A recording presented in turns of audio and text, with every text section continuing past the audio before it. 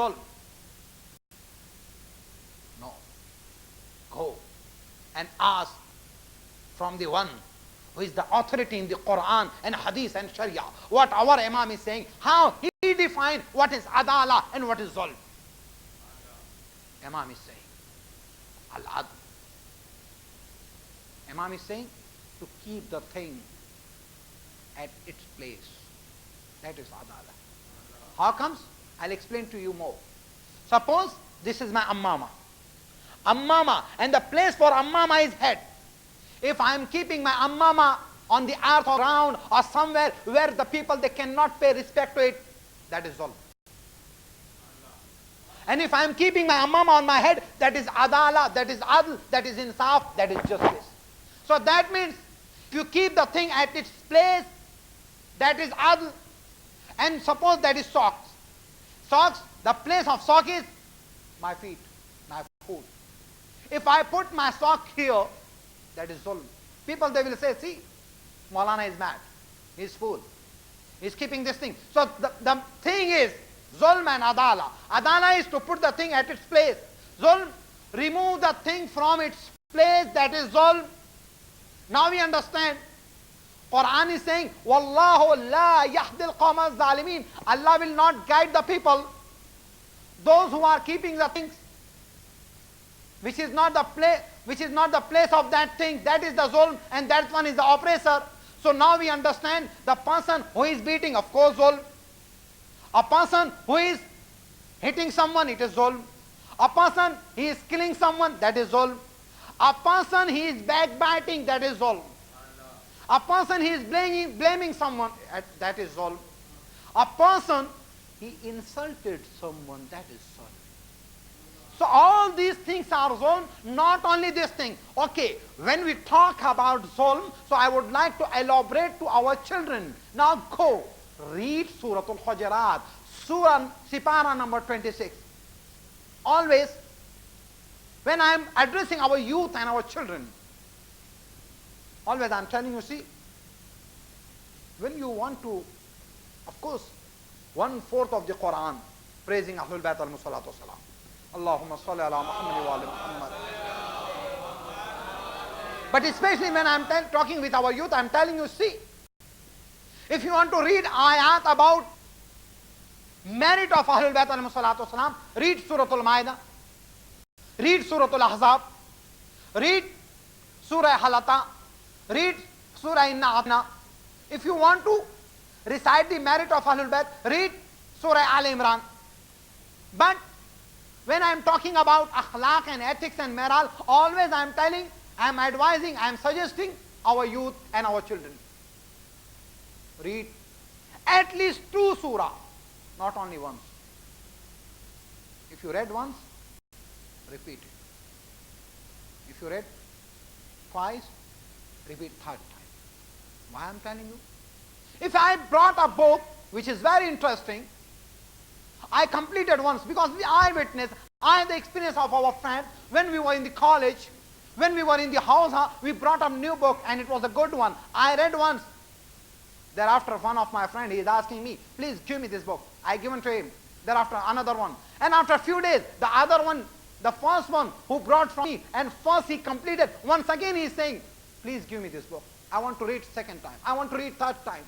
So brother, if the book is good and interesting for you, you are reading once, twice, 3rd time. And what about the Quran and the Hadith and the teaching of Ahlul Bayt alayhi salatu wasalam, just to say, just to believe, just to declare?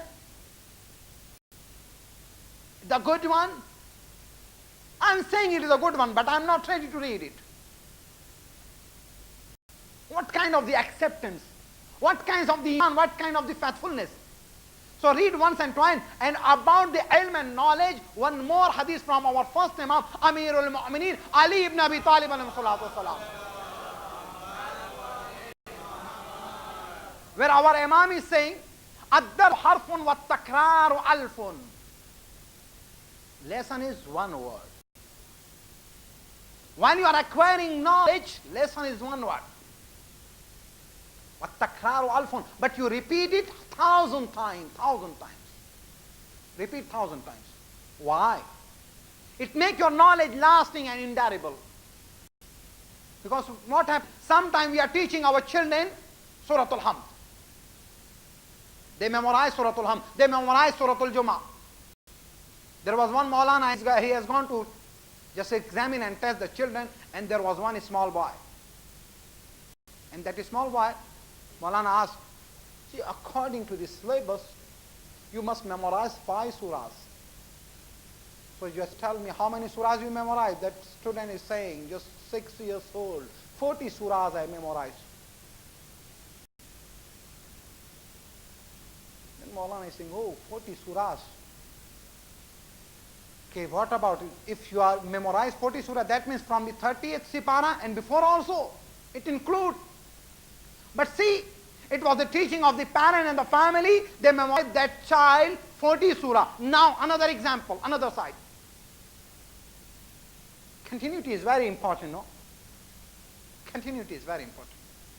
In the childhood, we are trying to memorize, making memorize our children 3 surah, 4 surah, 10 2 surah. Sometime in a week, we are trying to make them memorize 1 surah in a week. Very good habit.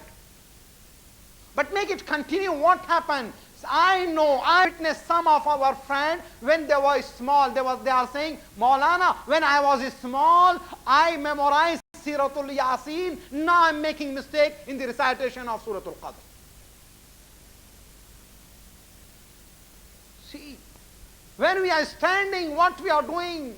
So Imam is saying, Ad-darsu harfun wa takrar wa alfun. Lesson is one word, but you repeat it 1,000 times continuously. So it will remain, it will last thing in your mind. So that is this.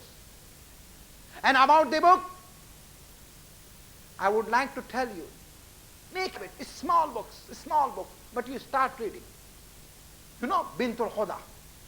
She was a sister of Ayatollah Shaheed Muhammad Baqir al-Sadr, great scholar, who has written books. And from his books, which he has written, some of them very known and popular in the Western world also. Iqtisaduna, our economy. When that translation of Iqtisaduna, our economy, circulated in the western part of the world, people, they rushed to that book.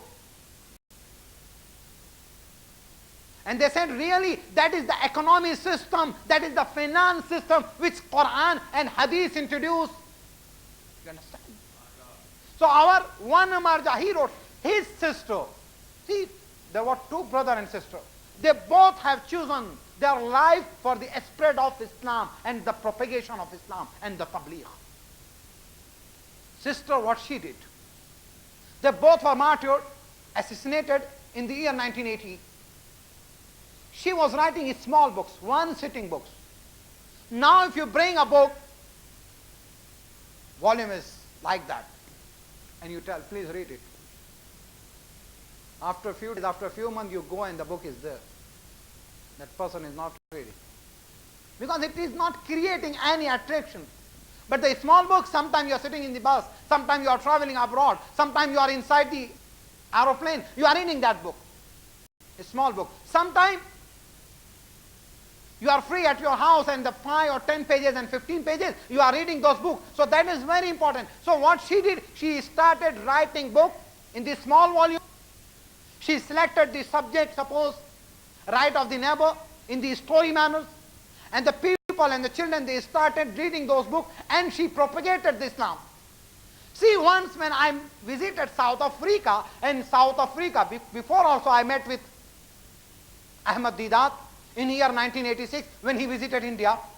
But when I visited South Africa, so people, they started appreciating. Of course, no doubt, his work and contribution was good.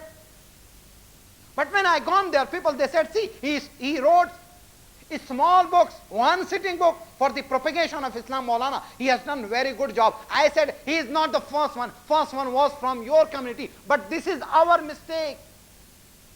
We are not aware of that lady who has done this job. She was sister of Ayatollah Baqir al-Sadr. She was writing the small books, 1 sitting book. And here, when I gone, Alhamdulillah, now our brother, they ordered. And inshallah, very soon in our library, there will be There will be inshallah number of the books inside the library. But the existence of the book, existence of the library, that is enough, more enough. You are talking about make habit to read. Take books from here. But one more thing, when you are getting book from here, don't forget, this is your duty. Okay, I have taken book from the library, and you know, Masjid is house of Allah, Imam Barga is house of Allah, center is property of Imam Zamana. If those things are property of Imam Zamana, so there is no responsibility of mine, either I will return or not. Either we are not reading book, either we are not collecting book, or if we are collecting or we are bringing to our houses, thereafter we are not returning book. I remember once, I given my book to one of our Mu'min, and he said, see Maulana, give me this book. I said, of course, those books are for you. You take this book to your house and read it and return it to me, so I will give to other people. He has taken book. Then what he is saying, book was in my hand, now book transferred to his hand. When it reached to his hand, then he is saying, Maulana, people they are saying, I am not saying. What? He said, Maulana, people they are saying, that person is fool who is giving book. That person is fool who is giving book. And more foolish than that person who has given book, a person who has taken book and thereafter he is returning. So I will not return my book to you. I said, okay. But see, now you are stopping of the knowledge, thereafter you cannot collect book from me. So brother, that is very important. When you are collecting book from here to read, this is your duty to return your book to the library. And one more duty I am keeping on your shoulder. See, of course, the books which we brought here, all are in English. Very few are in Urdu, but there are Urdu reader also. And you are coming from India and Pakistan. Every time when we are going, we have the very big list. And when we are coming from there, so of course they are not allowing you to bring excess. And always the excess is book. So we never brought the book. We never brought the book. And I remember the people there, when they migrated from some part where I have been, they have chosen very important thing, accept book. They love book. And see, when the people they are migrating, they are coming to Maulana house, they are saying, Maulana, okay, I am planning to go, and you recite dua in my ear, but see Maulana, there are few books in my house, please take those books with you. Of course, that is very good thing. You are gifting those books to me, but actually, the reality is that you are running away from the book. Now you leave. Now look at our Rasul sallallahu alaihi wasallam. He left book for the guidance of the Muslim Ummah. When he left, he is saying, Inni tarikun fikum mustaqlain kitab Allah wa itrati ahl bayti. I am leaving two things. My ahl bayt, my holy progeny, and my book Quran. So brothers, that is very important. So what duty I am going to keep on your shoulder? When you are planning to go India and Pakistan, don't bring 5 or 10 books.